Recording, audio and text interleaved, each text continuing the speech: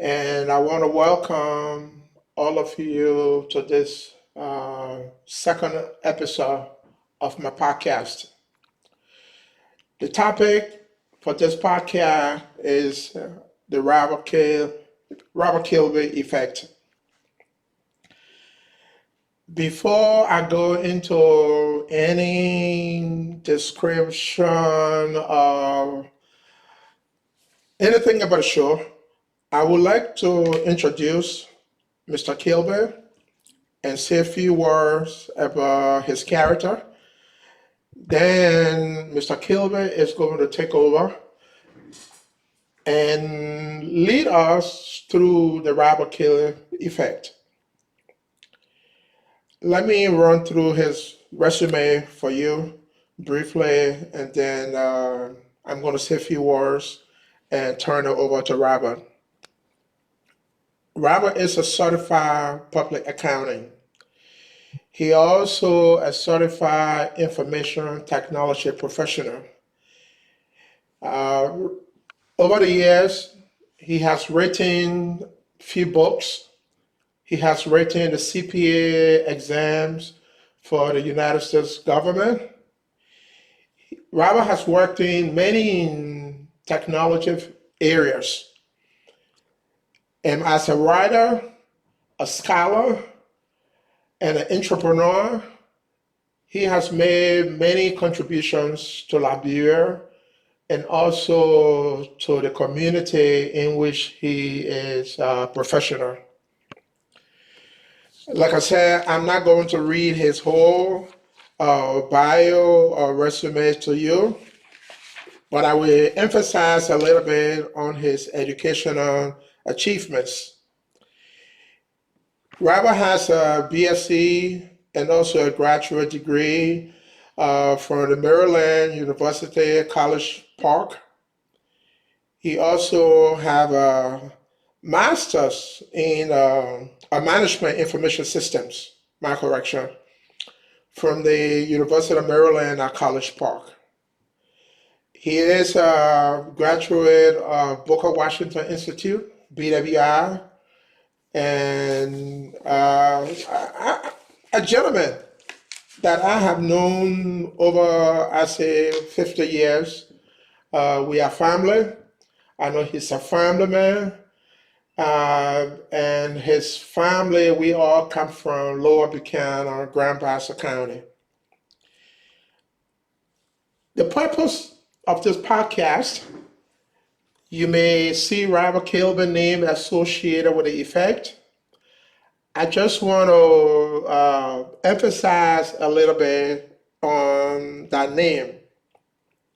The reason I chose Robert to describe that effect is because of his experience. And I think most of us that are listening to the podcast, you're going to realize that Robert has a lot to offer to us in the Republic of Liberia.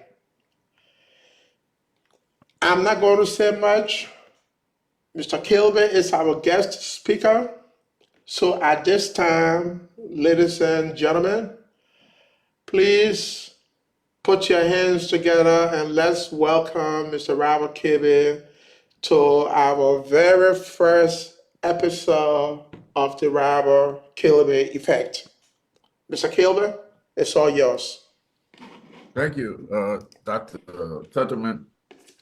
A good day wherever our fellow Liberians are in the diaspora in Liberia. It has been a long time since I got on such a broadcast. I believe the last time I was on a broadcast like this was when I came from Gambia and Ellen Johnson Sirleaf. In fact, I believe Lawrence was at my place when she got on the radio and decided to dismiss me as Auditor General. That was the last time I got there. I decided to go incognito and to try to see what God was directing me into, which a lot of people were confused about. And usually you don't blame them for being confused because they're not in your mind, they're not in your plan. But Lawrence was there when these things were transpiring with Ellen Salib that caused me to leave the Auditor General position, which is a 10-year position. You hear tenure now being talked about. But that's not the point I'm trying to make. I want to appreciate Lawrence for being able to even have the tenacity to call a show the Robert Kilby effect. That led me to believe that he's thinking philosophically, he's thinking strategically, and not operationally or administratively. And I will tell you what those things mean. As an auditor, we look at those things from our perspective. So let's talk about what is the Robert Kilby effect. Since Lawrence decided to challenge, uh, he challenged wisdom and then named the show the Robert Kilby effect. The Robert Kilby effect was to, or is to, change the psychic of our fellow Liberians in the areas of technology, good governance, and ethics. Now, let's keep those three terminologies in mind: technology, good governance, and ethics. I will touch on these three objectives as we go through the interview process. But like Lawrence said, according to Webster, effect is to influence or produce a change in something. He reiterated that on his podcast, the trailer to this podcast. And the effect is the result of the change that you wanted to affect. So I decided to put these two things on the table, concepts on the table, or terminologies on the table, in order for people to understand where this discussion would go. A lot of people would focus on Robert Kilby. I don't know why they would, because if you go to Buchanan, we got Kilby Street, and there's a street called Robert Street. So that is prominent. So the effect, the name shouldn't be an issue. But what I'm saying is that he called it the Robert Kilby effect because he understands and he understood what was transpiring in Liberia at the time when I was, from the time I left here until I got to Liberia. So I'm just trying to say we need to get away from the Kilby name and look at what Lawrence is trying to do. All he's trying to do, in my opinion, and we never discussed it earlier, is for us to discuss individually. It has to have a name. It could be the John Doe effect. But because I went through, I guess, the most grave conditions in Liberia when I became Auditor General, or even the process leading to me becoming Auditor General, and we'll talk about that. So it is to give other Liberians the ability to leverage what we talk about on this show, and it will not be all about me. In fact, I have a lot of friends who were in Liberia who agreed to continue, to participate in the show just to share their experiences with the public.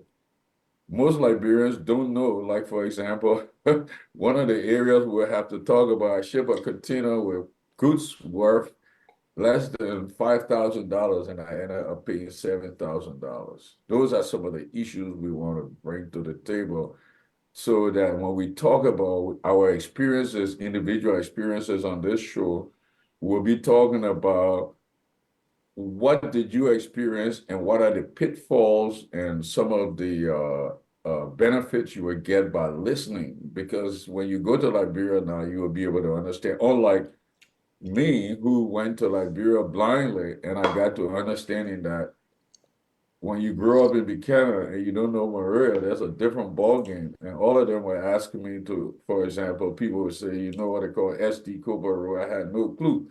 I know what they call Calamation, Buchanan, Kilby Street, Preston, Prosper, and so on. But the politics that exists in that country is what we want to be able to bring to your attention. So when you go there, it cannot be a surprise, hopefully.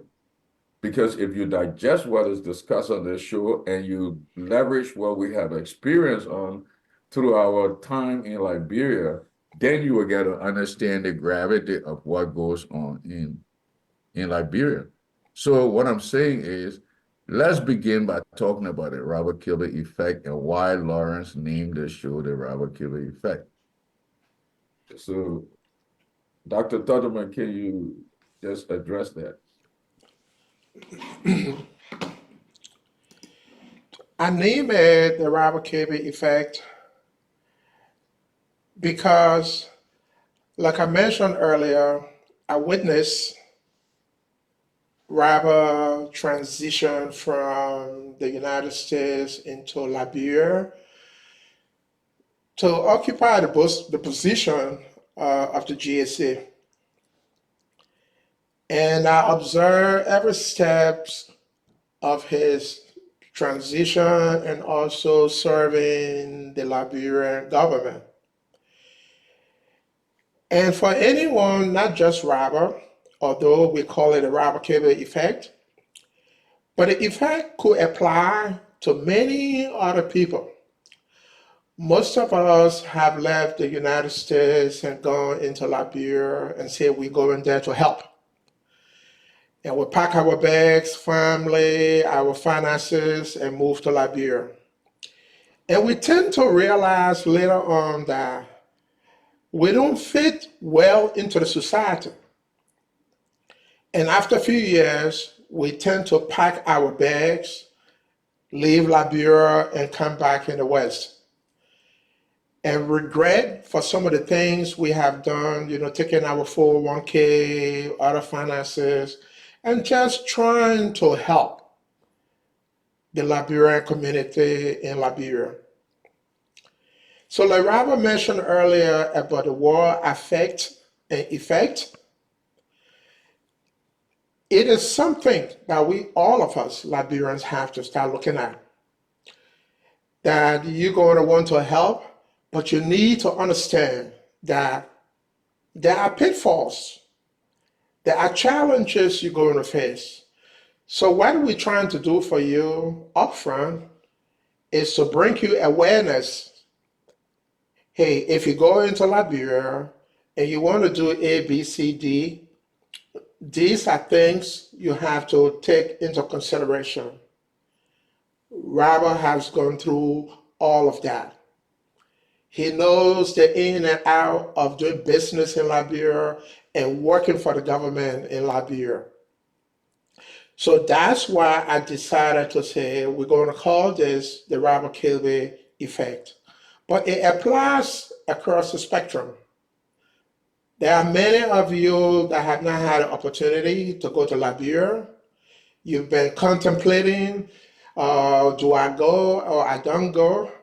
Here is the opportunity now to hear from someone who lived through those challenges, who can come and tell you, hey, if you're going to do this, consider these factors and how these factors are going to affect your decision. Robert made a comment earlier where we are headed with this.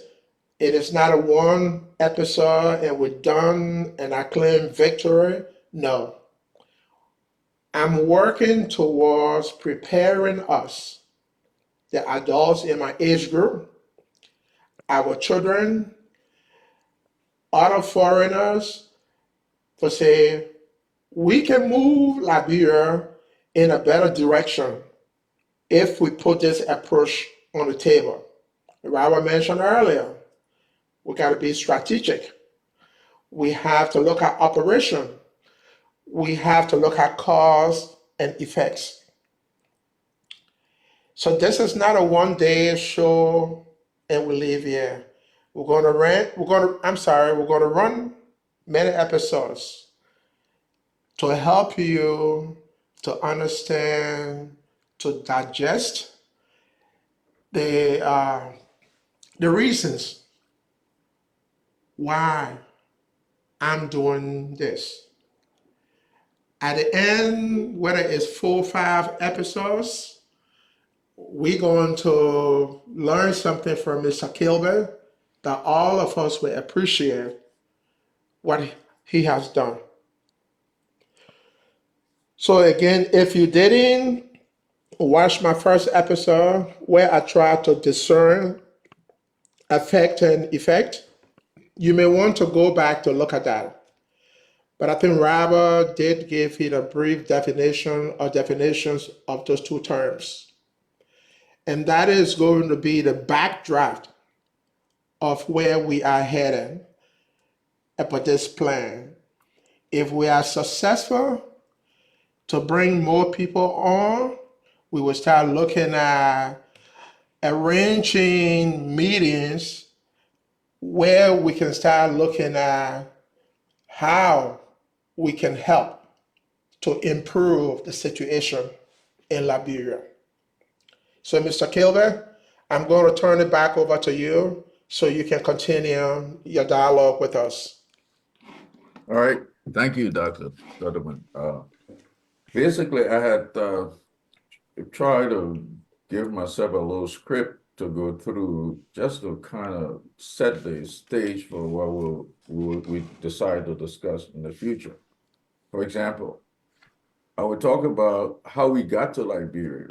I have a CPA firm that was registered in the US with the Public Accounting Oversight Board. I spent a lot of money just being registered with them, but the Public Accounting Oversight Board registration means that you can audit any public company in America. That public companies are companies that trade their stocks on the National Stock Exchange.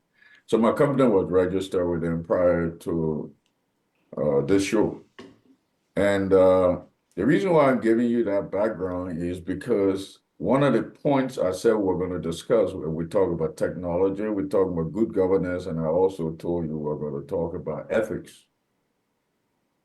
I have a son in Dallas, and I always told him that in every business school I went to, I attended George Mason University, I went to University of Maryland, and so on. But every business school I went to, every course I took, there was some mention of ethics, whether it was computer science, whether it was pure business, whether it was a planning, planning course. And the reason why ethics is mentioned in every discipline is because you got to be ethical. Ethical means you got to do things that are professionally responsible. You are professionally responsible for.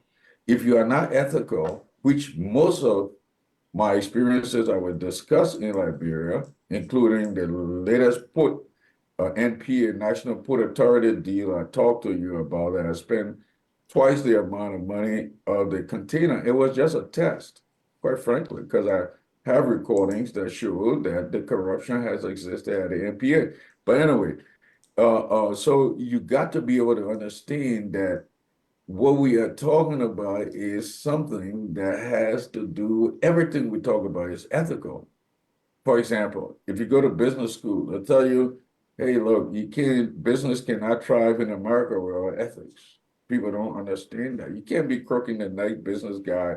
His invoice comes in, you don't pay him, and then you expect to do business, and the economy is supposed to go well. So everything is transactional in America.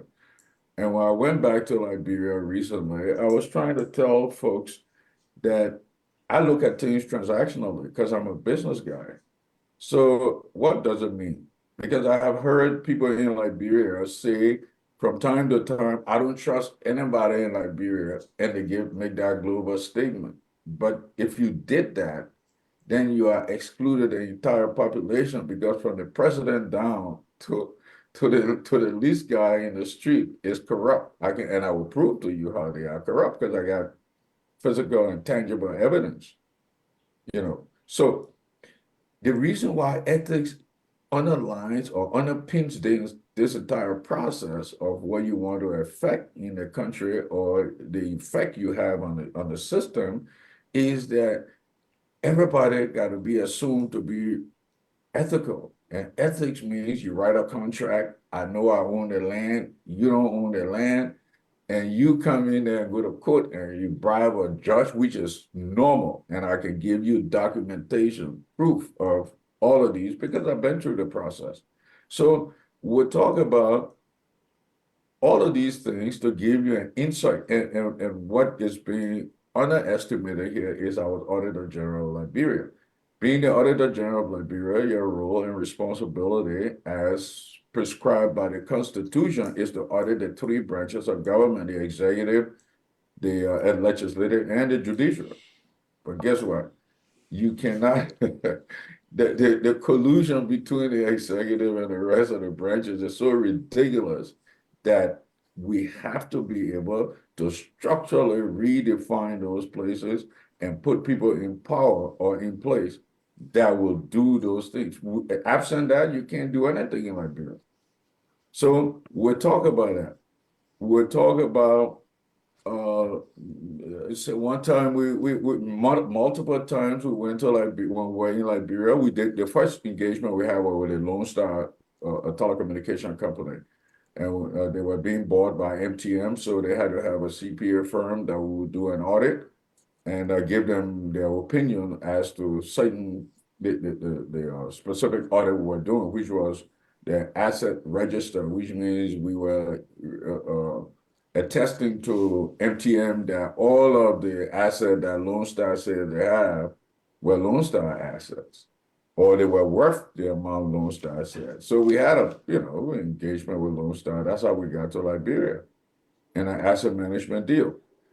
In fact, the first deal was the IT auditing deal to see whether they had systems and controls in place, and the second was the asset register. But we had challenges there. But anyway, so that's how we got to Liberia. Then I decided while I was in Liberia, I remember meeting with the CEO of the country, of the company rather, at a time.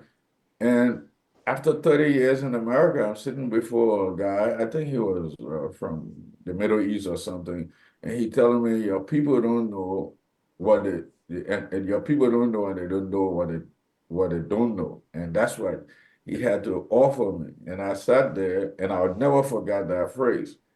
But it turned out to be, he was correct later on.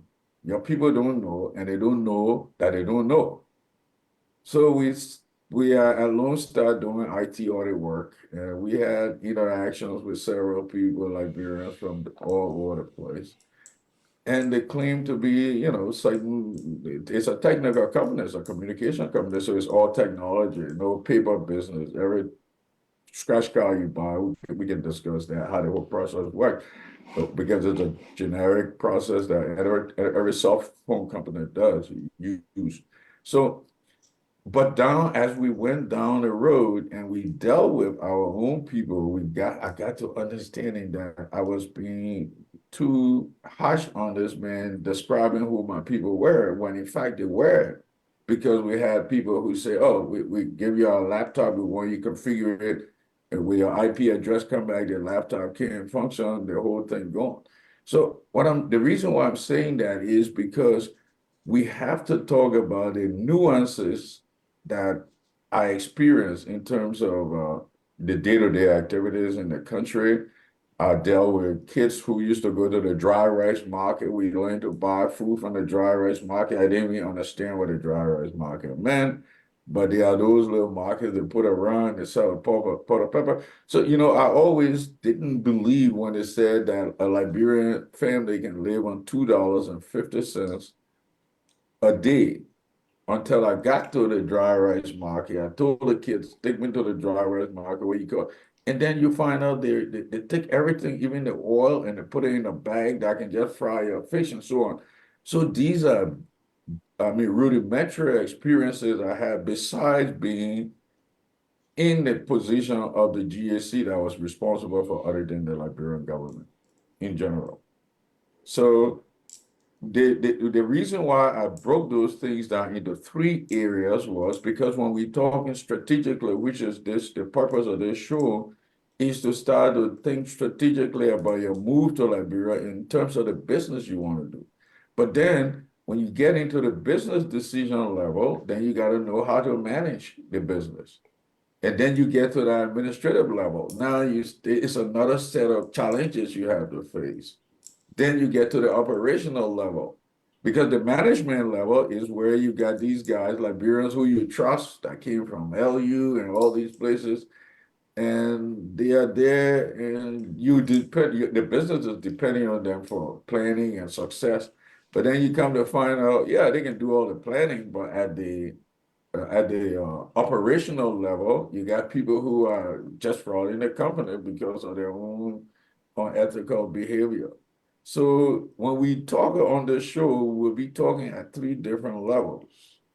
And if we can attack it, because we auditors, if we auditing, I'm not going to come audit you generally and say, oh, the whole country corrupt. Yeah, if I said that, that means I can't hire anybody in the country. But I'm a transactional guy, as I said. And so you look at individuals in Liberia who are doing things the right way for certain right reasons. And then there will be other shortfalls they have, but you got to be able to work around them and get to the person who can do the thing. So, for example, I was in Liberia just a couple of weeks ago, a week ago actually, and I sent a pair of shoes I had to the shoe repair. This guy comes in, he works with us, and it's, whatever. But he took the shoes and never did anything to the shoes. I said, I was ready to go, and we hurriedly called him up, and he bring the shoes back, and he had taken the money, and he didn't even do anything to the shoes. So I didn't notice that because we were on a quick mission to Buchanan. And then I came to find out this guy never did anything to the shoes. But he was the best person to wash clothes. When that guy washes your clothes, you think, I mean, if they, wash it, in fact, he does better. So I don't give him, I don't divorce him from the process, but all I do is transactionally, I know when it comes to washing clothes, he would do the clothes. And when it comes to transacting business with money, he's not going to do it. I pick the next kid. So I'm just setting the stage for you to understand that ethical aspect of it. And I would do it in reverse order because the ethics come first. Then administratively, the Liberian government believed that you put a person in office, and because of his name, that he can run that administration. We, as auditors, when we come in, we do what we call performance audit, we do what we call compliance audit, and then we do the actual financial audit that results, if it's a profitable profit business, that results in the profitability of the business. So we don't come in and globally look at you generically and say you're bad or you're good, but in a society like the African society where you got a lot of corruption, we go to that level so you can leverage the best resources, and we'll talk about that. Then we're also getting to, I will also tell you about some government contracts we got, and some of the reason why two of them never went to fruition. And the Lone Star contract went to fruition because Lone Star is a business, and they were being guided by board of directors who were credible, and they were going in conformity with international, I guess, contracts. So we'll also talk about that. Then we'll talk about some of the pitfalls you will find if you go to Liberia and you say you work for the Liberian government. Because when you get down there, it cut both ways. For example, I had people that came from from the U.S., which I had complained about, that were not qualified to work in the country. But everybody I hire, I can guarantee you, and you can go back to the resume. I still have the resume, and I checked them out. Well, they were fit for the position. The issue is whether they wanted to continue to use the integrity of the position there, or they wanted to deviate. So that's another thing that you have to consider as you navigate the country and get back to those resources. So the purpose of the show is for us to be able to delve deep into these things, and I will give you personal experiences in every area, and to give you an idea of what will you will benefit from when you listen to the show. Because we want to bring people in, or Lawrence want to bring people in, and he has asked me to, that will give you actual tangible information. We're not talking about speculation. We're not talking about somebody said. We're saying hardcore. So, for example, as I said, before I turn it back over to Lawrence, as I said, my latest experience with a free port of Liberia, I sent a container that was worth, the value in that container was $5,000 or less, but I ended up paying $7,000, and it's still counting. because of the lack of transparency. And I remember before I went to the country, I asked the brokers to send me information about how the process worked. There were no process documents. So when you get in there, you send a container and they started to drill you around, you will end up killing. And unfortunately, I got to knowing that everybody told me these containers go to Guinea, go to Ivory Coast, and go to every other country now surrounding Liberia and get bust in because I was able to live in Bruville for a couple of days and saw these huge trucks coming in. So these are things we want to be able to advise you on, and then we can have the discussion. So let me turn it back over to So, Robert, you made a point that I want to emphasize on, which has to do with ethics. I was in Virginia Beach the last couple of days for some panel discussion. That's an institution in Virginia Beach they call the Advanced Technology Center, where they have the high school kids come for IT and cybersecurity training. They may come twice a week, and then they go back to their home schools. And so 2 months ago, the company that I work for, they say, hey, we want you to go to Virginia Beach and participate in the STEM event with the institution. I was one of the guys, there were two of us, one in Virginia Beach, and I came from Northern Virginia. And one of the topics we talked about was artificial intelligence. And the question came about ethics. And for all of you that are listening to the podcast or will listen to it later on, this is a critical item that we all need to be aware of. I was just reading an article about the India election. It is ongoing, where politicians are now using AI to take advantage or to mislead the public about who their opponents are. It's very easy because you can dark the picture, you can dark the voice, and you can do anything unethical. But I brought up those two items, especially the first one with the Advanced Technology Center. I was amazed to see 16 through 18-year-olds writing programs for games and doing networking, cybersecurity. And here we are in Liberia, we are still struggling to even teach English as a language or offer technology to our schools. Part of this podcast is to bring us together and see how we can strategically lay our plans that can help our children, the children of Liberia, for the next generation. When I spoke yesterday, there was a young lady in the crowd, in the audience. She was about 16 or 17, and her question was, "Hey, Dr. Tolliman, what's about renewable energy? Is that a field we should start thinking about?" And I said, absolutely. We all talk about solar panel. And she said, my parents are from Nigeria, and they take me to Nigeria once in a while. And our district or town, they have no power.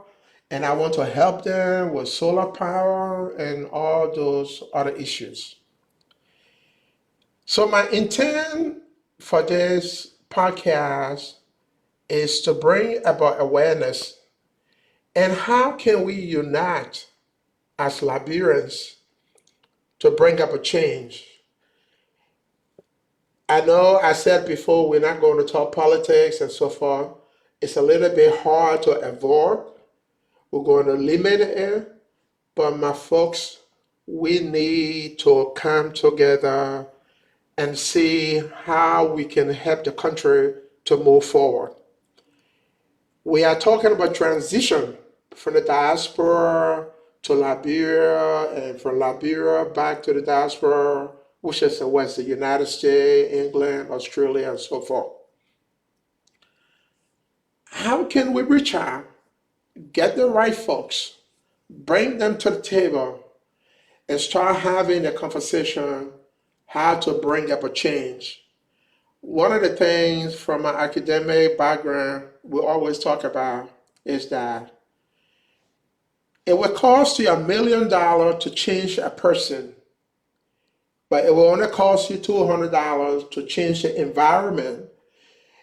And the reason of that phenomenon, the human beings are very difficult for you to change because once we grow up from where we are, our social settings are already determined.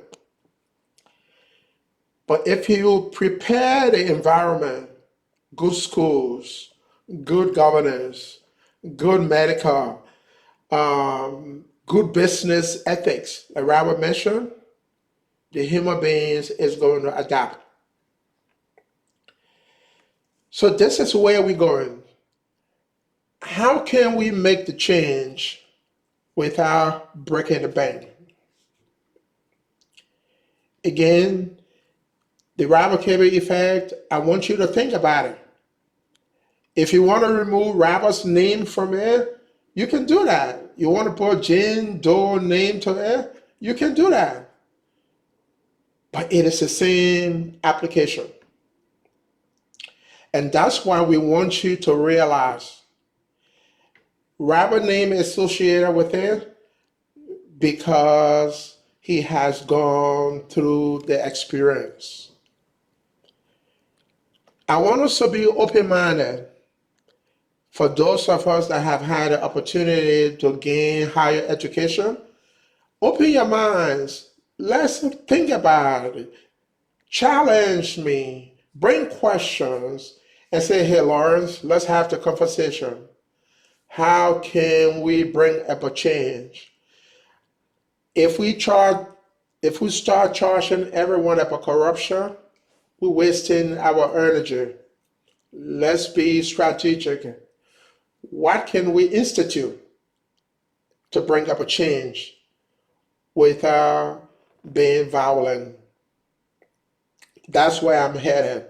Again, if you are listening to the podcast, I encourage you to come up with questions, come up with suggestions how we can help ourselves, my age group, our children, to prepare them for that transition in the future.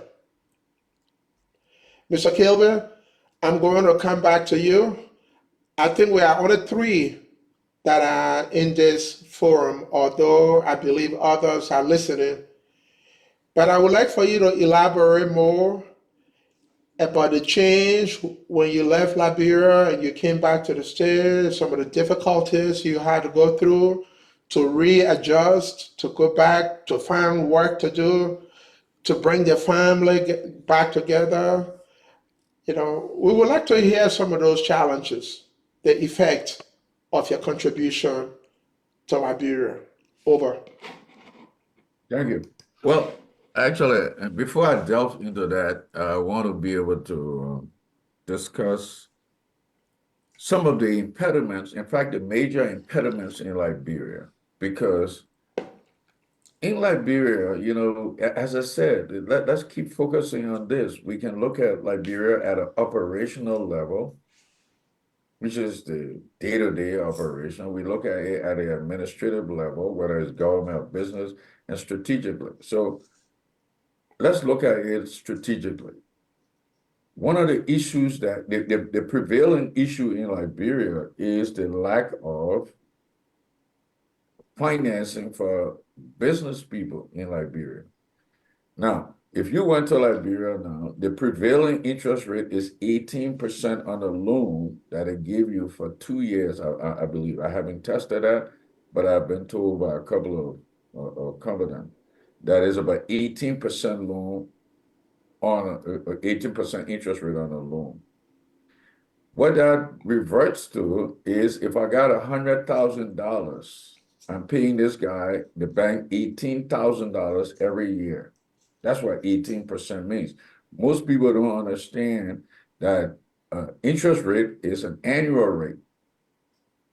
Interest rate is an annual rate. So if I'm paying $18,000, I got to divide that by 12 to know my monthly interest rate, everything being equal. So if you are charging me $18,000 for $100,000 I took from the bank, and I have to pay you $18,000 every year for the 2 years I took, and the limit it to 2 years, then you can look at the fact that there is nobody who, in their infinite wisdom, will want to pay, let's round it up, $40,000 on a $100,000 loan 2 years. Look at it that way. Because 2018 is dead, let's say 36 to be exact. So when you have that climate, then you wonder, and which I was getting, one of the issues I had, and I have to raise this, is the international community is a very corrupt community. The international community is the most corrupt community you got in the world. That's why I was an advocate of John Bolton when he said that the UN is just a screwed up organization. All they do is they have folks there that take money and go. For example, I was at a GAC. These guys said they contributed, the EU contributed $2.4 million in the budget to the General Auditing Commission, but I couldn't use a penny. And it was because the international community, they say they give you money, they bring in these guys, and they pay the money out to Nigerians, Ghanaians, everybody else. I mean, nobody else could elaborate on the situation in Liberia at these three levels like I am. And that's why I appreciate you bringing me on the show, because in my house, I told you how I go about. I went to the dry rice market. I understood what the game was. That's why people can use $2.50. At the administrative level, I interacted with Social Security in Liberia. Of course, I'm interacting as the Auditor General with these guys, bringing in them to meeting, and you see the inconsistency and the corruption and the lack of ethics, immorality, all levels of the government. Then you come to the strategic level. Don't even think about it because, for example, Ellen, the entire African community in the international community got this nomenclature they put out there and talk about the 2020 or 2020 the provision, the 2020 sub nonsense they got around. You can't plan for 1 year, but you telling me you got vision, vision 2020. No, it's Vision 2030, rather. That was the big thing. If you just listen, just Google Vision 2030. Every country is talking about Vision 2030. But you got the most corrupt people that can't even plan for 1 year and you're running a budget deficit. So I'm not talking only from that level. We will delve down into the administrative level when you meet these managers, like I would tell you with a Freeport that caused me to pay $7,000 for a less than $4,000 consignment, and everybody taking their stuff there. So you got to look at them incrementally. So yeah, again, it was an experience to answer your question. It was an experience coming here, but I learned a lot. And that was because when you go to Liberia, the vast knowledge you gain before you get into business prepares you for going to business. I have my aunt who passed away, Matilda Suzuza. She always used to tell me when Ellen was on the radio acting crazy and paying media people to do all that crap, she said, God preparing you. She always told me that, God preparing you. And my other auntie, Ethel Williams, she used to call me and pray for me because she knew when I was working for Lamco at age 19, I was in charge of labor payroll. Age 20, in charge of Lamco, I was manager for Lamco operation labor payroll. So basically what I was saying, for me to retreat, to me, I looked at it, I've never looked at it as as a burden because I knew what I had gained from being there.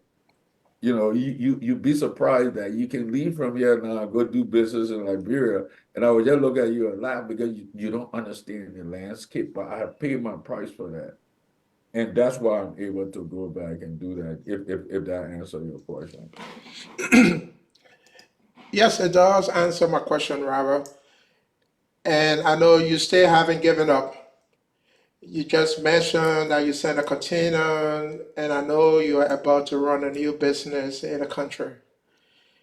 First, I want to say thank you for being so persistent to continue to support the homeland. I want to shift a little to education because I know you also look at that environment for the time you were in Liberia. What would be your take on the educational system of Liberia? Well, you see, okay, I think I would correct you with something you said earlier. I went to the University of Maryland, graduated with a Bachelor of Science degree in accounting and information system management, and and uh, and then I went to graduate school telecommunication management where I worked for MCI at a college. But when I transitioned, because MCI moved their headquarters to Georgia, I came to Georgia, and I took the deal and I came to Georgia. So then I decided instead of pursuing the telecommunications background, which I didn't need because I already worked in the industry, I knew how the industry worked. Everything else was academic. I said, okay, let me go to study for the CPA exam. That's how I started for the CPA exam, passed it in 1999. So I've been a CPA for about 24 years. So, but to answer your question, the the advantage I have in doing that, and what was the question again? I'm sorry, I think. The question is the educational system in Liberia. Oh, yeah, yeah. Oh, okay. Ironically, I spent a weekend with you, if you don't mind me saying that, the week before you left. Sure. And you told me you were going to LU to talk to the kids at LU, and I accompanied you at the University of Liberia. I was very, very disappointed in what it looked like and the orchestration that was being held at LU. Because when I was Auditor General the first month, I went to the University of Nairobi in Kenya. I think it's off of Liberia, Maria Avenue somewhere. I went to meet some of the 33 of the individuals that they had sent, Molu had sent to go to study in Kenya. And I saw how the university campus looked. It resembled George Washington University because we live in DC and you know how GW looks. I mean, it was just a complete replica like for the university. But I met with the Board of Regents. And the reason why I'm saying that the educational system in that country was so at a level that the people we send down there, for example, none of them could do. They all specialize in supply chain management, for example. That was one of the issues that came up. So the reason is because I guess they couldn't accept their credit in an accounting program and GSC is an auditing thing. So when you come to, and you and I were at LU campus, we heard the children, the individuals, the folks, the kids on the Palava talking about the Israeli and how's the Gaza-Israeli conflict. I mean, they couldn't even articulate anything. It was challenging. So to put it in a nutshell, Liberia is broken. Liberia is structurally broken, to put it in a nutshell. And we have to be able to start that thing from scratch in order for the country to do well. Academically, it's broken. Let me give you one quick example. When I took over as Auditor General, we engaged the City Hall, the new theater. They had created, paid money for a wedding that took the entire GAC. But prior to going there, I was told by one of the deputies that I told him what I wanted to do. I said I would send these, get a rim of paper, send it out to people, and to do whatever they need to do.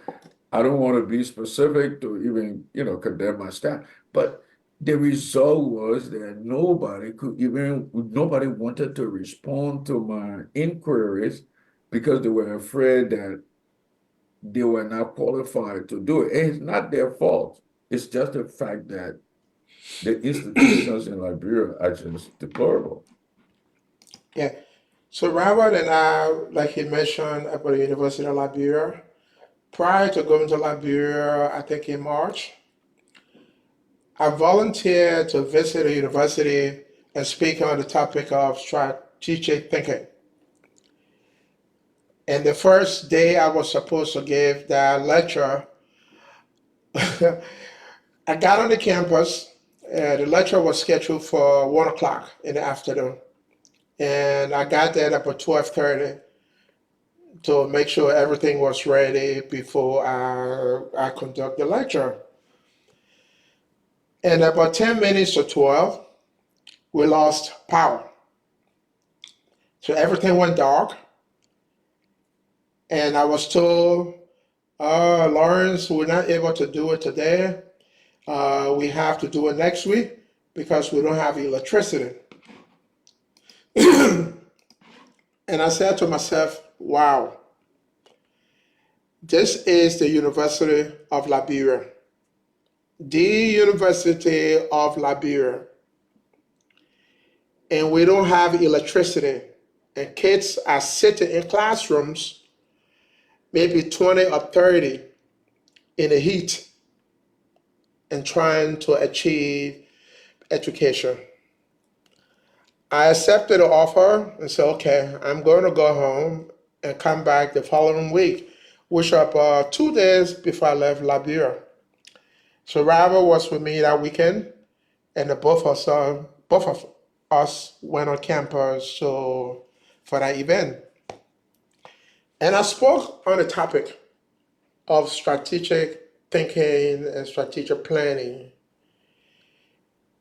And it was amazing to see the kids, how eager they are to learn.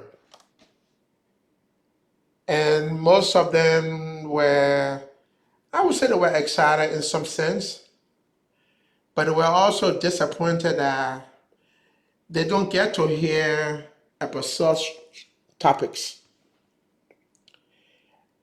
I told I believe he was a conductor or some registrar, whoever he is, that I will volunteer to set up a WhatsApp group that I can continue to talk to this group, once in a while.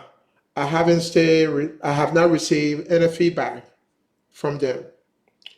One of the things I'm going to bring up, and I'm going to ask you to endorse this plan, is that we need a center of strategic study in Liberia. Whether it is at the University of Liberia, whether it is somewhere in Monrovia, we need to be able to bring scholars together to discuss Liberia issues. It doesn't have to be violence. We have to put the brains together, sit in a room, discuss a problem, define the problem, and be able to develop solutions for those problems. This is going to be part of this podcast trend for the Robert Kilby effect. That's where we're going to be headed. How do we solve problems? Do we have to go on strike? Do we have to burn down houses? Do we have to break glasses? We don't have to. We can find a better, safer way to do business and teach the next generation how to be good citizens. So, Mr. Kilby, another question that I'm going to bring up for you. For most of us that want to move to Liberia or want to build homes in Liberia, it has to do with property sales, land sales. I know you have had many experiences dealing with people you bought property from, and I have had the same experience also that you pay for something and you have to fight to get that thing, although it belongs to you. Could you show some light on your experience on land ownership in Liberia? Certainly. In fact, it's good you brought out a very good point. I'm a real estate agent in the U.S. I've been licensed since 1992. Yeah, I've been licensed. I was licensed as a real estate agent in Virginia, but I never sell. I just did it for the heck of it. And then when MCI transferred me to Georgia, I got reciprocity because Virginia has reciprocity, meaning that you don't have to go through the entire licensing requirement. You just meet the state requirement because state laws are different from a real estate standpoint. So I'm a real estate agent licensed in Georgia, and I've been licensed real estate agent nationally for about 20 something years. But so I have a good understanding of what purchasing real estate is. Now, most people that leave here to go to Liberia. They don't even understand it. Okay, how long do you think to purchase a piece of land or a house in this country takes you about, on the average, a month for you to go through that process? But Liberians leave here with their sinister ideas that we'll go down there, we'll purchase this piece of property, and so we will go here and we'll meet somebody or the judge, and they will sit there and they will write up some crap called a deed, and they don't even understand what title is and deed and all that. We'll talk about that later on. But they go and write these facetious, they'll fill up these forms and say they own the land. Then they go to court and then they bribe the judge. So when I went to Liberia, I bought 10 acres on the lagoon, right in Boystown, behind the market. I was the first in that area that bought 10 acres of land. I wanted to buy 20, but I said, well, whatever. But I bought 10 acres on the ocean front, on the lagoon. Very beautiful property. If you ask me, it's the most beautiful property in the country, in Monrovia. Actually, not the country, but Monrovia. But anyway, so A.B. Johnson was my neighbor, became my neighbor, the late A.B. Johnson, and then Brownie Summercott became my neighbor. Mary Bro became my neighbor later on because they started selling property to each other. But I was the first to buy, and it was a pineapple farm. I got all the documentation. Now, to authenticate my transaction or to verify my transaction, at that time when I bought it, which was I think 2002, you had the Bureau of Lands and Mines, you had the what they call it, the archives. Every one of these participants, you got about 5 actors that have to agree or to sign a deed document, just like in the U.S. That's why it takes you a lot of time, a long time to buy a property, because they got to go through title search from the origin of the deed to all. So this foolishness that they carry around in Liberia and say somebody I bought a land and that somebody's land, they don't go through the process. It's not like buying cookies over the place. You got to do a deed search. You got to be able to go to lands and mines and search the archives. Your lawyer. That's what Dave Jala who did for us. And I was a real estate agent, so we had to go through that process, but he knew the process. So this foolishness about people taking other people's land is bogus, because if you don't go through the process. So I published that document with signature from every involved ministry and bureau, and the signing and stamping. Now, the person who said they came and bought a piece of land from one little kid on the place said that, oh, yeah, he went to the probate court in Kakata. They have this lady called some China where she's the probating officer and she's the judge and everything else. And she signed this document, and this idiot is going around selling the piece of land to people. Just think about that. So I had to publish the document showing that every concern or involvement, relevant administrator signed this stuff, and then you go and say, "Oh, I bought the land from these bastard people." Yeah, the bastard guy would say the land if you give me the money. Because you fail to realize you got to go to the Ministry of Foreign Affairs, you got a copy of the deed in the archive, you got it at Lands and Mines, three areas that you have to verify. So this thing is bogus. It is a two-way, a double-edged sword where people go to Liberia and they don't even understand the real estate process. Now you go and tell me you come to America and you went and saw somebody and say, "I'm going to buy a piece of land from the person," and somebody write a deed and give it to you. You think that ever works? No, it's structurally. So when it comes to land issue, it's not an issue. It's just the sinister activities that these people are carrying on in the country, and they ain't cahoots with each other. The judge, the person selling it, and the person who's buying. So another question I have for you, Robert. You can throw some light on the future. Where do you see Liberia going by the year, I say 2028 or 2030?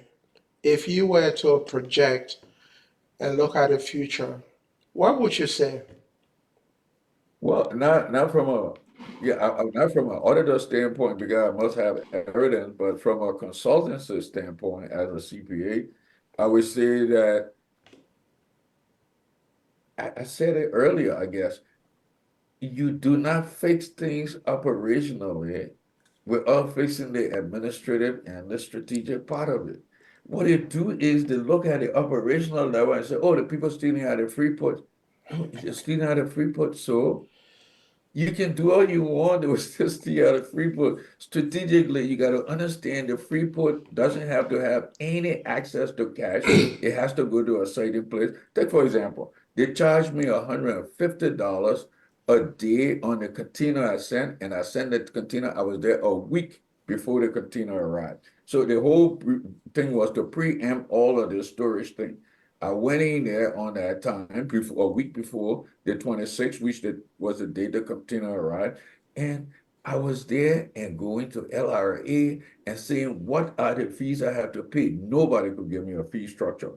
So then the LRA inflated the car price three times the price the car price actually was. And I asked the broker, he said, "Look at the blue book."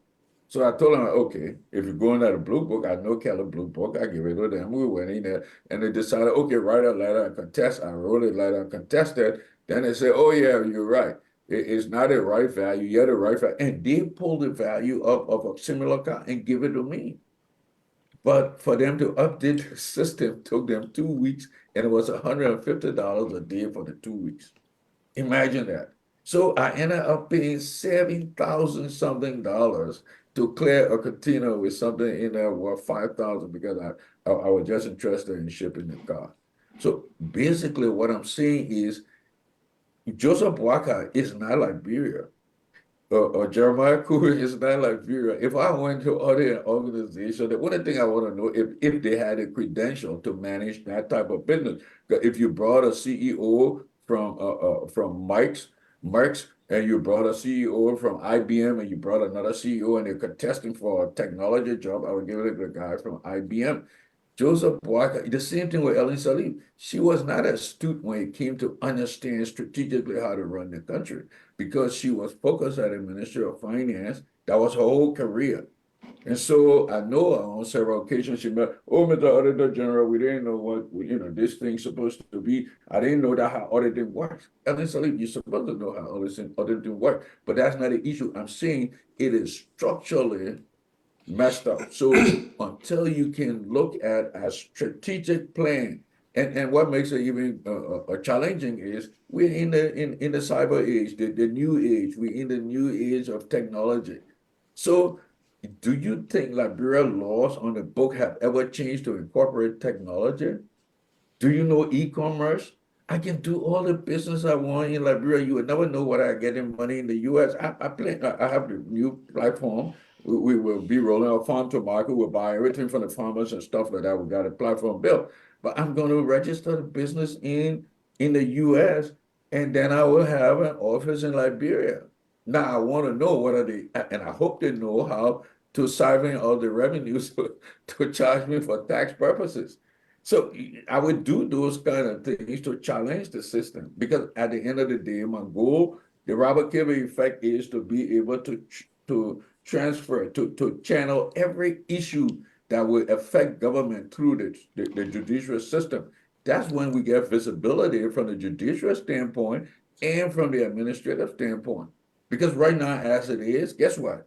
You got no clue, and if you're telling somebody to fall through deaf ears, but now every move I make, like the port, somebody will have to pay me that money back, and I would take it to court. And in the adjudication process, they will have to make law. Those guys on Capitol Hill are not making law in Liberia. They're just sitting there. So, so that's how I look at it. And so the Robert Kilby effect is to make it effective for people to enforce, to do their responsibility legislatively, to pass laws that are mundane. Judicially is to be able to adjudicate a case properly, and executively to follow the law. So that's the game. Yeah, you make a salient point that I want to come back to about corruption, at the Freeport and other places. And we don't need to fight corruption, but to strategically look for the causes of corruption and how we can resolve those issues that will reduce corruption.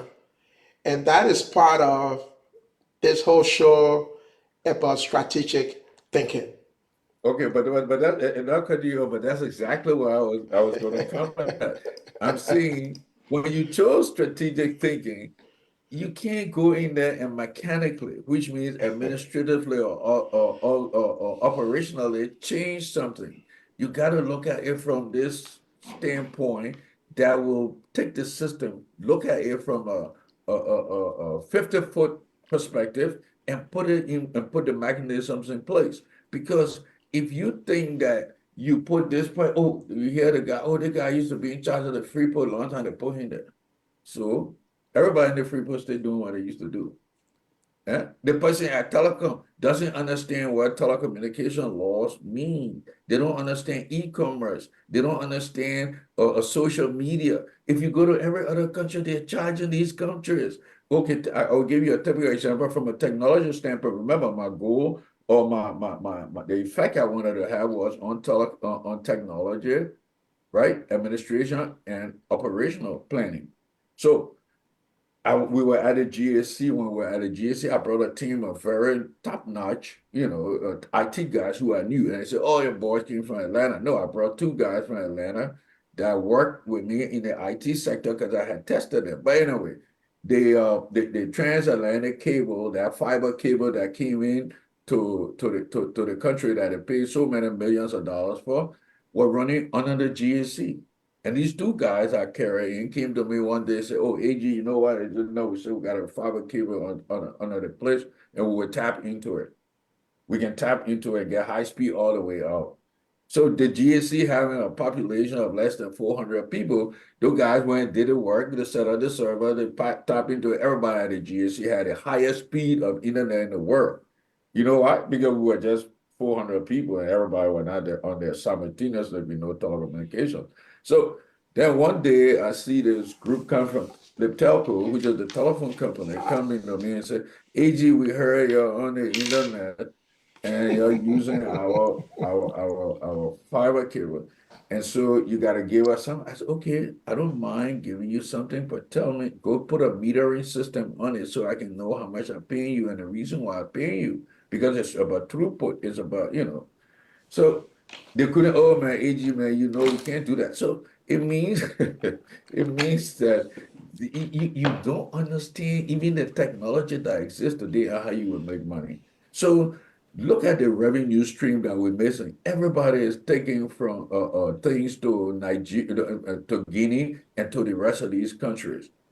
and they are offloading their containers and bringing them into Liberia because they don't want to go through the $7,000 experience that I had unnecessarily and unjustifiably.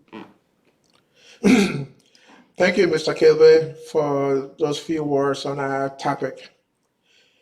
Is there anything else you would like to share with us before we Well, let you I go? got a lot of stuff I guess we can discuss in later episodes of the show, depending on Yes, how that's you the want to do intent. it.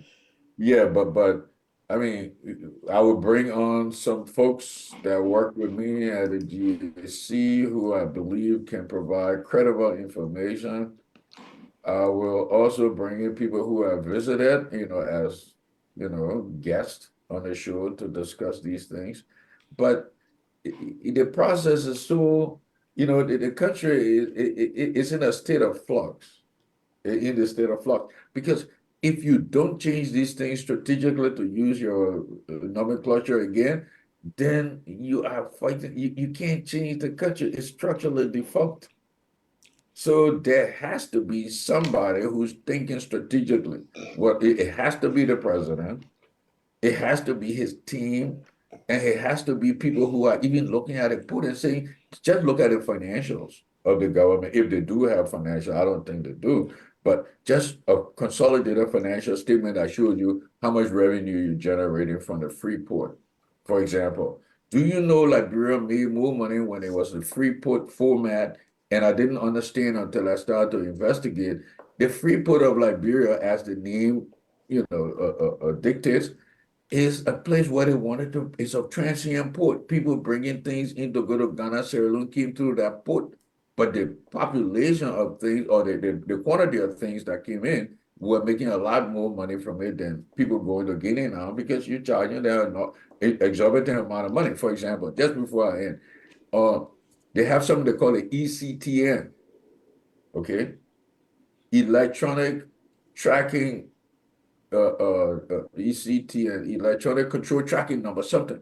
But the company, when you ship your stuff from there, these guys during the WIA administration brought in a company I heard had been rejected from Sierra Leone. So they come in and you are forced to pay $260 of the bat so they can track your container when it has nothing to do with that container being tracked, because the company BVAC, or not BVAC, but Merch that's sending it is tracking the computer and the system.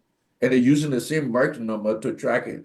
So imagine that. Merch were giving you that service as a part of their, they dismantle or they disjointed that service, and they are making money out of it.